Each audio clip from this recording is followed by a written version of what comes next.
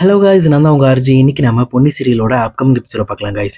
இங்க பொன்னிக்கிட்டேயுமே சக்திக்கு டவுட் இருக்கிறதுனால பொன்னியோட இந்த மாதிரி பப்பி லவ் பத்தி கேட்க ஆரம்பிக்கிறாரு. பட் நேரடியா கேட்டா இந்த மாதிரி பொன்னி ஏதோ நினைச்சுக்கோங்க அப்படின்னு சொல்லிட்டு, நீ கார்த்திகிட்ட போய் சொல்லிட்டு இருந்தல பொன்னி, அப்படி ஒரு ஆளே இல்லாம நீ வேணுக்குன்னு தானே போய் சொன்ன அப்படின்னு சொல்றாங்க. ஆனா இந்த பக்கம் பொன்னியுமே இருந்துகிட்டு அப்படிலாம் கிடையவே கிடையாது, அப்படி ஒரு பையன் உண்மையாலுமே இருக்கான், அந்த பையன் நம்ம கூட தான் படிச்சான், சக்தி உனக்கு தெரியாதா அப்படின்னு சொல்லி கேட்கறாங்க. இந்த பக்கம் சக்திக்குமே அந்த விஷயம் எதுவுமே ஞாபகம் இல்லை. இருந்தாலும் பொன்னியுமே திரும்ப திரும்ப அந்த பையனை பத்தி பேசிட்டு இருக்கிறத பார்த்துட்டு இந்த பக்கம் சக்தியுமே ரொம்ப வருத்தப்பட ஆரம்பிக்கிறாரு. அவருமே சரி சரி போதும் நிறுத்திக்க, இதுக்கு மேல வேண்டாம் அந்த பையனை பத்தி அப்படின்னு சொல்லிட்டு அவங்களுமே எனக்கு கொஞ்சம் வேலை இருக்கு அப்படின்னு சொல்லிட்டு லேப் எடுத்துட்டு அவங்களுமே ஒர்க் பண்ண ஆரம்பிக்கிறாங்க. ஆனா இந்த பக்கம் பக்கத்துல இருக்க பிரீத்திக்கு தான் உண்மை முடியல. சொல்ல போனா இங்க பொன்னியின் சக்தி ஒண்ணு சேர்ந்துடக்கூடாது அப்படின்னு சொல்லிட்டு இவங்க தான் பயங்கரமா பதட்டம் ஆயிட்டு இருக்காங்க. அந்த பதட்டத்தை கண்ட்ரோல் பண்ண முடியாம நம்ம பேசாம பொன்னியோட ரூமை போய் தட்டிடுவோம், அவங்க என்ன பண்றாங்கன்னு பார்க்கலாம் அப்படின்னு சொல்லிட்டு எதை பத்தியுமே யோசிக்காம டைரக்டா பொன்னியோட ரூமை தட்டிடுறாங்க. இங்க பொன்னியுமே என்னாச்சு வாங்க பிரீத்தி எதுக்காக வந்திருக்கீங்க அப்படின்னு சொல்லி கேட்கிறப்போ, இந்த பக்கம் எனக்கு தலைவலி தைலம் கொஞ்சம் வேணும் அப்படின்னு சொல்லி கேட்கறாங்க.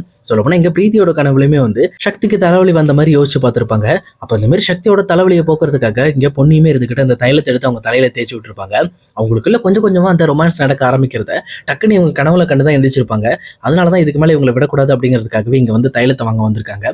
அந்த தைலத்தையுமே வாங்கிட்டு அவங்களோட மொபைல் போனையுமே கரெக்டா இங்க பொன்னியோட அந்த கபோர்ட்லயுமே வச்சுட்டு போயிடுறாங்க. அதுக்கப்புறம் சரி அவங்களோட ரூமுக்கு போயிட்டு இவங்க என்னதான் பேசுறாங்க அப்படின்னு சொல்லி தெரிஞ்சுக்கலாம்னு சொல்லி பாக்குறாங்க. அப்ப இந்த மாதிரி பொன்னியுமே இருந்துகிட்டு சக்தி நீங்க தூங்க லேட் ஆகுமா, நான் வேணா ரெஸ்ட் எடுக்கட்டுமா அப்படின்னு சொல்லி கேட்கறாங்க. இதை கேட்ட சக்தியுமே ஆமா பொன்னி எனக்கு கொஞ்சம் வேலை இருக்கு, அதை மட்டும் முடிச்சிட்டோன்னா எனக்கு வேலை முடிஞ்சிடும் அப்படின்னு சொல்றாங்க. அதுக்கப்புறம் சரி அப்படின்னு சொல்லிட்டு இந்த பக்கம் பொன்னியுமே பெட்ஷீட்லாம் எடுத்து போட்டு எப்பவும் போல கீழே படுக்கிறதுக்காக போறாங்க. ஆனா இந்த பக்கம் சக்தி இருந்துட்டு என்ன பண்ணிக்கிட்டு இருக்க, கீழே படுக்க போறியா, கீழே எல்லாம் படுக்க கூடாது, இது ஹில் ஸ்டேஷன், இவங்க எல்லாம் கீழே படுத்துனா ஜன்னி வந்துடும் சுமார் அப்படின்னு சொல்றாங்க. ஆனா இந்த பக்கம் பொன்னியுமே இருந்துகிட்டு சக்தி அப்புறம் நான் எங்க படுக்கிறது அப்படின்னு சொல்லி கேட்கறப்ப நீ பெட்ல படுங்க அப்படின்னு சொல்றாங்க. அப்ப நான் பெட்ல படுத்தா நீங்க எங்க படுப்பீங்க அப்படின்னு சொல்லி கேட்கறாங்க. ஆனா இருந்தாலுமே இந்த பக்கம் சக்தி இருந்துகிட்டு எதுக்காக இப்படி கேட்டுட்டு இருக்க, அதெல்லாம் ஒன்றும் பிரச்சனை இல்லை, நான் சொல்றேன்ல, நான் சொல்றதை செய் முதல்ல அப்படின்னு சொல்லிட்டு இந்த பக்கம் பொன்னிக்குமே ஆர்டர் போடுறாங்க. பொன்னியுமே இதை என்ன பேசுறதுன்னு தெரியாம திருன்னு முடிச்சுக்கிட்டு இருக்காங்க. அந்த நேரம் இந்த பக்கம் சக்தியுமே ரெண்டு விரலை காட்டி, இங்க பாரு பொன்னி ரெண்டே சாய்ஸ் தான் இருக்கு, இந்த ரெண்டுல ஏதாவது ஒரு விரலை தோடு, கண்டிப்பா எந்த சாய்ஸ் உனக்கு ஏத்தது வந்துச்சோ அந்த சாய்ஸ்ல நீ கரெக்டா நான் சொன்னதை செஞ்சுதான் ஆகணும் அப்படின்னு சொல்றாங்க. கரெக்டா இந்த பக்கம் பொன்னியுமே அந்த விரலை டச் பண்ற நேரம் இங்க பிரீத்தியோட மொபைலுமே கால் கட் ஆயிடுது. கரெக்டா இந்த பக்கம் பொன்னியுமே அங்க பெட்ல படுக்கிறதுக்காக தான் அந்த விரலையுமே டச் பண்ணிருப்பாங்க. இந்த பக்கம் பிரீத்தியுமே பதட்டப்பட்டுட்டு போச்சு, கால் கட் ஆயிடுச்சு, என்னாச்சுன்னு தெரியலையே, இப்ப அங்க என்ன நடக்குதுன்னு எனக்கு ஒன்றும் புரியலையே அப்படின்னு சொல்லிட்டு இன்னுமே பயங்கர குழப்பத்தோட யோசிச்சுட்டு இருக்காங்க. மறுபடியும் போய் பேசாம அந்த கதவை தட்டிடலாமா, தட்டினா ஏதாவது நினைப்பாங்களா அப்படின்னு சொல்லிட்டு யோசிச்சுட்டு இருக்காங்க. ஆனாலுமே இவங்களுக்கு தூக்கமே வரமாட்டேன். கண்டிப்பா இந்த விஷயத்த நம்ம தெரிஞ்சுக்கிட்டே ஆகணும், அவங்களுக்குள்ள எதுவுமே நடக்காம தடுக்க வேண்டியது நம்மளோட கடமை அப்படின்னு சொல்லிட்டு எதை பத்தியுமே யோசிக்காம அவங்க தப்பாவே நினைச்சாலும் பரவாயில்ல அப்படின்னு சொல்லிட்டு மறுபடியும் இந்த பக்கம் பொன்னியோட ரூம் வாசல்ல போய் நிற்கிறாங்க. அப்ப இவங்க கதவை தட்டலாம் அப்படின்னு சொல்லி நினைக்கிற நேரத்துல இங்க பொன்னியுமே கரெக்டா கதவை திறந்துடுறாங்க. பொன்னியை பார்த்த பிரீத்தியுமே பயங்கரமா ஷாக் ஆயிட்டு என்ன பேசுறதுன்னு தெரியாம திருன்னு முடிச்சிட்டு இருக்காங்க. அப்ப பொன்னியுமே பிரீத்தி எங்க ரூமுக்கு வந்துட்டு இங்க பாருங்க மொபைலை விட்டுட்டு போயிட்டீங்க அப்படின்னு சொல்லிட்டு அவங்களோட மொபைல் போனையுமே இந்த பக்கம் பிரீத்தி கிட்ட கொடுக்குறாங்க. இந்த பக்கம் பிரீத்தியுமே தேங்க்ஸ் பண்ணி நானுமே அதை வாங்க தான் வந்தேன் அப்படின்னு சொல்லி சமாளிக்கிறாங்க. சமாளிச்சுட்டு என்னாச்சு சக்தி இன்னுமே ஒர்க் பண்ணிட்டு இருக்காரா அப்படின்னு சொல்லி கேட்கறாங்க. ஆமா இன்னுமே ஒர்க் பண்ணிட்டு இருக்காங்க அப்படின்னு சொல்றாங்க. அங்க பொன்னி சொல்லிட்டு இருக்க அதே நேரத்துல இங்க பிரீத்தியுமே உள்ள எட்டி பாக்குறாங்க. சொல்ல போனா உள்ள எட்டி பார்த்த உடனே இங்க பொன்னிக்குன்னு தனியா பெட்ஷீட் போட்டிருக்கு கீழே, அது மட்டும் இல்லாம இங்க சக்தியுமே கட்டில படுத்து கிடக்குறாரு. இதை பார்த்த உடனே இங்க பிரீத்தியுமே கொஞ்சம் கன்ஃபார்ம் ஆயிடுறாங்க. சரி இன்னுமே இவங்க தனித்தனியா தான் படுத்துட்டு இருக்காங்க, எந்த ஒரு பிரச்சனையும் இல்லை அப்படின்னு சொல்லி கன்ஃபார்ம் ஆயிட்டு அவங்களுமே தன்னோட ரூம்குள்ள போய் யோசிச்சுட்டு இருக்காங்க. இது வரைக்கும் நம்ம நினைக்கிற மாதிரி எந்த விதமான ஒரு அசம்பாதமும் நடக்கல, அதனால நமக்கு நடந்ததெல்லாம் நல்லதுதான் அப்படின்னு சொல்லிட்டு இந்த பக்கம் அவங்களுமே மனசை தேத்திட்டு படுக்கிறாங்க. பட் இருந்தாலுமே அவங்களுக்கு இன்னுமே மனசு கேட்கவே இல்லை. எப்படியாவது சக்தியை இங்க பொண்ணுகிட்ட இருந்து பிரிச்சாக்கணுமே அப்படின்னு சொல்லிட்டு ரொம்ப வருத்தத்தோட யோசிச்சுட்டு இருக்காங்க. அதே நேரம் பொன்னியை பத்தியுமே தன்னோட மனசுல யோசிக்க ஆரம்பிக்கிறாங்க. சொல்லப்போனா பொன்னி ஒரு கிராமத்து பொண்ணு தான், ஆனா ரொம்ப விவரமான பொண்ணு.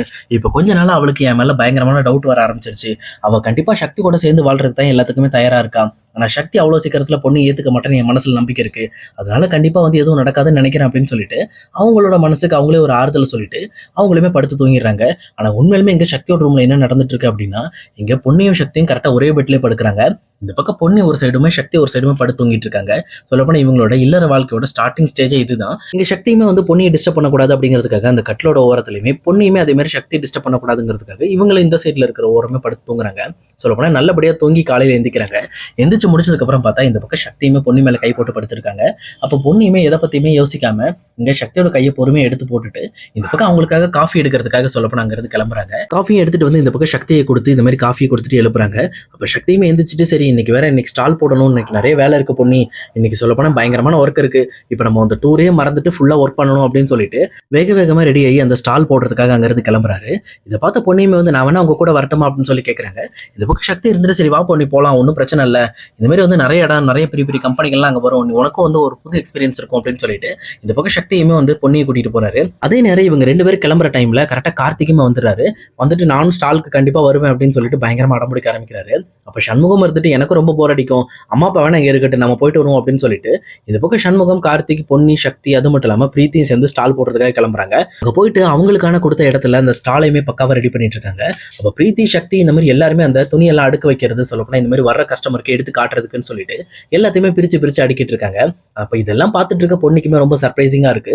சொல்லப்போனா அந்த அந்த ஈவெண்ட்லேயே வந்து கிட்டத்தட்ட சக்தியோட ஸ்டால் மாதிரி நிறைய ஸ்டால்கள் இருக்கு. நிறைய பேர் அதுல நின்று இந்த மாதிரி வந்து துணியெல்லாம் சேல் பண்ணிக்கிட்டு இருக்காங்க. சொல்லப்போனா அவங்க பிராண்டுக்கு இந்த மாதிரி வந்து ஒரு அட்வர்டைஸ்மெண்ட்டே பண்ணிக்கிட்டு இருக்காங்க. அப்ப இதெல்லாம் பார்த்துட்டு இருக்க பொண்ணுமே பரவாயில்ல, இந்த மாதிரி எத்தனை பிராண்ட்ஸ் இருக்கு பாருங்க அப்படின்னு சொல்லிட்டு ரொம்ப ஷாக்கிங்கா இருக்காங்க.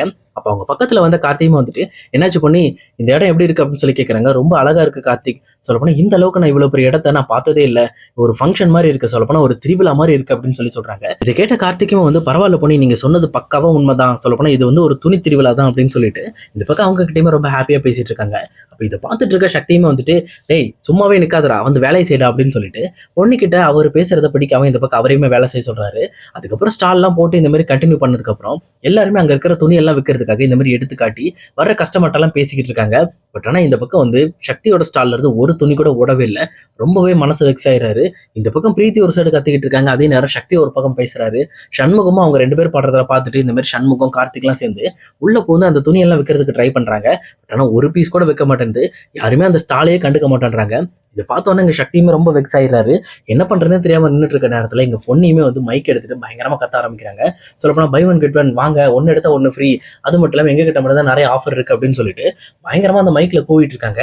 இந்த மாதிரி பொண்ணு கூவுறத பார்த்த உடனே நிறைய விதமான மக்கள் வந்து என்ன இது இந்த ஸ்டால்ல என்ன கோவிக்கவே வைக்கிறாங்க, அப்படின்னா ஆஃபர் நிறைய இருக்குமா அப்படின்னு சொல்லிட்டு இந்த பக்கம் வந்து அந்த பொண்ணியோட ஸ்டாலுக்குமே வந்துட்டு இருக்காங்க. அப்ப இந்த பக்கம் அதை பார்த்த உடனே இங்க பொண்ணு, சக்தி எல்லாருமே சேர்ந்துக்கிட்டு அந்த பொருளெல்லாம் எடுத்து காட்டுங்க அப்படின்னு சொல்லிட்டு ஒன்னொன்னு எடுத்து காட்ட வைக்கிறாங்க. சொல்லப்போனா அங்க அந்த கஸ்டமருக்குமே வந்து இப்பதான் இங்க சக்தியோட ப்ராடக்ட் எல்லாம் பார்க்கும்போது ரொம்ப டிஃப்ரெண்டா தெரியுது. சொல்லப்போனா அவரோட மாடல்ஸ்லாம் ரொம்ப டிஃப்ரெண்டா இருக்கு, வித்தியாசமா ட்ரை பண்ணியிருக்காங்க அப்படின்னு சொல்லி பார்த்துட்டு பரவாயில்லைங்க இந்த மாடல்லாம் நல்லா இருக்கு, இப்படி ஒரு மாடல் இருக்குன்னு எனக்கு தெரியாது அப்படின்னு சொல்லிட்டு நிறைய கஸ்டமர் ரொம்ப பெருமையை பேச ஆரம்பிக்கிறாங்க. அதே நேரத்தில் அந்த ஸ்டால்ல இருக்கிற பொருளுமே நல்லா விற்க ஆரம்பிக்குது. இந்த பக்கம் பிரீத்திக்குமே எடுத்து கொடுக்க முடியாத அளவுக்கு கஸ்டமர் லைன்ல வர ஆரம்பிக்கிறாங்க. உடனே கார்த்திக்கும் சண்முகமும் சேர்ந்துட்டு இங்க சக்தியோட ஸ்டாலுக்கு ஹெல்ப் பண்றதுக்காக அவங்களுமே உள்ள போந்து வியாபாரம் பண்ணிட்டு இருக்காங்க. அப்ப இந்த பக்கம் சேல் பண்ணிட்டு இருக்கும்போது இங்க பொண்ணியுமே ஒரு பக்கம் இன்னுமே கூவிட்டு இருக்காங்க. அதை பார்த்த உடனே சக்தியுமே தன்னோட மனசுக்குள்ள சிரிக்கிறாரு. பரவாயில்ல, இன்னைக்கு பொன்னியோட திறமையினாலதான் நம்ம ஸ்டால்ல இவ்வளவு துணி வித்திருக்கு, அது மட்டும் இல்லாம நம்ம டிசைனுமே இங்க இருக்கிற மக்களுக்கு ரொம்ப பிடிச்சிருக்கு அப்படின்னு சொல்லிட்டு ரொம்ப ஹாப்பியா ஃபீல் பண்ணிட்டு இருக்காரு. அதே நேரம் அந்த ஈவெண்ட்டையுமே நடத்துறவர் வந்து கரெக்டா சக்தியோட ஸ்டாலையுமே பாக்குறாரு. பார்த்துட்டு என்ன இந்த ஸ்டால்ல மட்டும் இவ்வளவு கூட்டமா இருக்கு அப்படின்னு சொல்லிட்டு அவருமே வந்து ஒரு கஸ்டமர் மாதிரி உள்ள போந்ததெல்லாம் பார்த்துட்டு இருக்காரு. அப்போ சக்தி, கார்த்திக் இவங்களாம் அதை பேசி பேசி வைக்கிறது, சொல்லப்போனா அவங்களோட டிசைன், அந்த குவாலிட்டி இதெல்லாம் பார்த்த உடனே அவருமே ரொம்ப இம்ப்ரெஸ் ஆயிடுறாரு. பரவாயில்லையே, இது புது பிராண்டா இருந்தாலும் ரொம்ப குவாலிட்டியா இருக்கு, அது மட்டும் இல்லாம வித்தியாசமான டிசைன்லாம் இதை ட்ரை பண்ணியிருக்காங்க அப்படின்னு சொல்லிட்டு வேற எதை பத்தியுமே யோசிக்காம இந்த பக்கம் சக்தியை கூப்பிடுறாரு. சார் உங்ககிட்ட ஒரு நிமிஷம் தனியா பேசலாமா அப்படின்னு சொல்லிட்டு இந்த மாதிரி சக்தியை கூப்பிட்டு, இல்ல சார் உங்களோட பிராண்ட்ல இருக்கிற துணி எல்லாம் எனக்கு ரொம்ப பிடிச்சிருக்கு, நான் தான் சார் இந்த ஈவெண்ட்டே கிட்டத்தட்ட நடத்திக்கிட்டு இருக்கேன், ஆனா இந்த ஈவெண்ட்ல இருக்கிற எல்லா ஸ்டாலை விட உங்க ஸ்டால்ல இருக்கிற துணி எல்லாம் ரொம்ப டிஃப்ரெண்டா இருக்கு, உங்ககிட்ட ஏதாவது ஃபேக்டரி இருக்கா சார் அப்படின்னு சொல்லி கேட்கறாங்க. இந்த பக்கம் சக்தியுமே இருந்துட்டு ஆமா சார் எங்ககிட்ட ஒரு ஃபேக்டரி இருக்கு, சொல்லப்போனா நாங்க ஃப்ரெண்ட்ஸ் எல்லாம் சேர்ந்து தான் இந்த கம்பெனி பண்ணோம், இப்போ அந்த கம்பெனியோட எம்டியா நான் தான் இருக்கேன், சொல்லப்போனா எனக்கு கீழே இந்த மாதிரி பிரீத்தி ஒர்க் பண்றாங்க அப்படின்னு சொல்லிட்டு அவங்க கம்பெனியோட டீட்டெயில் எல்லாம் சொல்லிக்கிட்டு இருக்காங்க. இது கேட்டவொன்னு அவரும் இம்ப்ரெஸ் ஆகிட்டு, இங்க பாருங்க சார் உங்களோட கம்பெனியை கண்டிப்பா கிளையா பிரிக்கணும்னு நினைச்சிங்க அப்படின்னா இந்த மாதிரி கொடைக்கானல்ல ஒரு கிளை வச்சிங்கன்னா கண்டிப்பா எனக்கு ஒரு அதுல ஒரு வாய்ப்பு கொடுங்க, சொல்லப்போனா நான் ஒரு ஸ்பான்சர்ஷிப் பண்றேன் அப்படின்னு சொல்லிட்டு இந்த பக்கம் அந்த நபருமே பேசிட்டு இருக்காரு. அவர் பேசுறத பார்த்தோன்னா இந்த பக்கம் வந்து சக்திக்கு பயங்கரமான ஷாக்கு. என்னடா இது, வெளியூர்ல இருந்து நம்மளோட குவாலிட்டியை பார்த்து இந்த பக்கம் வந்து பயங்கரமான நமக்கு வந்து ஆதரவு வந்துகிட்டு இருக்கு அப்படின்னு சொல்லிட்டு கண்டிப்பா சார் அப்படின்னு சொல்லிட்டு அவர்கிட்ட விசிட்டிங் கார்டையுமே வாங்கிக்கிறாரு. அதுக்கப்புறம் எப்பவும் போல அங்க புட்டிக்ல இருக்க துணியெல்லாம் கொண்டு போய் சேல் பண்ண ஆரம்பிக்கிறாங்க. இந்த பக்கம் அந்த துணி எல்லாம் முடிஞ்சு போக ஒரு வழியை எல்லாருமே ரொம்ப களைச்சு போயிடுறாங்க. ஆனா பொன்னி மட்டும் களைக்காம இன்னுமே கூவிட்டு இருக்காங்க. அப்ப இந்த பக்கம் சக்தியும் பொண்ணிக்கிட்ட போயிட்டு, பொன்னி போதும், எல்லா ட்ரெஸ்ஸும் முடிஞ்சு போச்சு, இதுக்கு மேல கூப்பிடுறதுக்கு ஒண்ணுமே இல்லை அப்படின்னு சொல்றாங்க. இதை கேட்ட உடனே பொன்னியுமே வந்து அப்படியே சக்தி, சரி சக்தி அப்படின்னு சொல்லிட்டு ரொம்ப டயர்டா பேசிட்டு இருக்காங்க. உடனே இந்த பக்கம் கார்த்தியை கூப்பிட்டு, கார்த்தி பொன்னிக்கு போயிட்டு நல்லா சூடா ஏதாவது ஜிஞ்சர் டீ வாங்கிட்டு அப்படின்னு சொல்லிட்டு இந்த பக்கம் அங்க இருக்கிற எல்லாருக்குமே வந்து டீ வாங்கிட்டு வர சொல்றாங்க. இந்த பக்கம் கார்த்திக்குமே வந்து, ஏன்டா என்ன பார்த்தா டீ பாய் மாதிரி தெரியுதுடா அப்படின்னு சொல்லி கேட்கிறப்போ, அதெல்லாம் ஒண்ணு இல்லடா போடா, எல்லாருக்கும் தான்டா கேட்கறோம், உனக்கு தான் வாங்கிட்டு வர சொல்றேன் போ அப்படின்னு சொல்லிட்டு எல்லாருமே டீ வாங்கிட்டு வந்து இந்த பக்கம் சாப்பிட்டுட்டு இருக்காங்க. நான் சக்தி மட்டும் டைரக்டா பொன்னிக்கிட்ட போயிட்டு, பரவாயில்ல பொன்னி நீ மட்டும் இங்க வந்து கோவல அப்படின்னா கண்டிப்பா இன்னைக்கு இவ்வளவு துணி வித்திருக்காது, அது மட்டும் இல்லாம என் பிராண்டுக்கு ஒரு ஸ்பான்சருமே கிடைச்சிருக்காரு அப்படின்னு சொல்றாங்க. இது கேட்டோன்னு இந்த பக்கம் பொன்னியும் ரொம்ப ஹாப்பியா சந்தோஷமாயிட்டு இருக்காங்க. இந்த பக்கம் அவங்க 2 பேருமே சிரிச்சு பேசிட்டு இருக்க விஷயத்த பார்த்துட்டு இருக்க இருக்கிற பிரீத்திக்கு பயங்கரமா கடுப்பாக ஆரம்பிக்குது.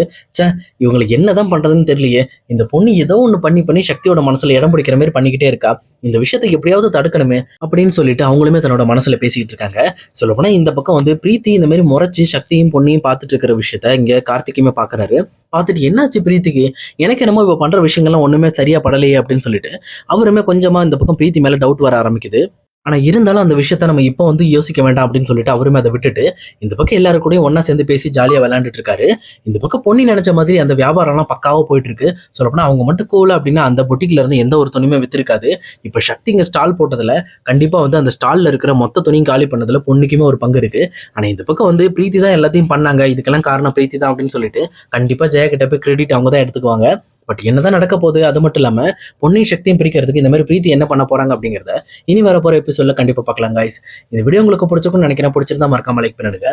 இதே மாதிரி வீடியோஸ் வேணும் அப்படின்னா நம்ம சேனல் ஞாபகமா சப்ஸ்கிரைப் பண்ணி வச்சுக்கோங்க. ஓகே guys, see you இன்னொரு வேற வீடியோல நம்ம மீட் பண்ணலாம்.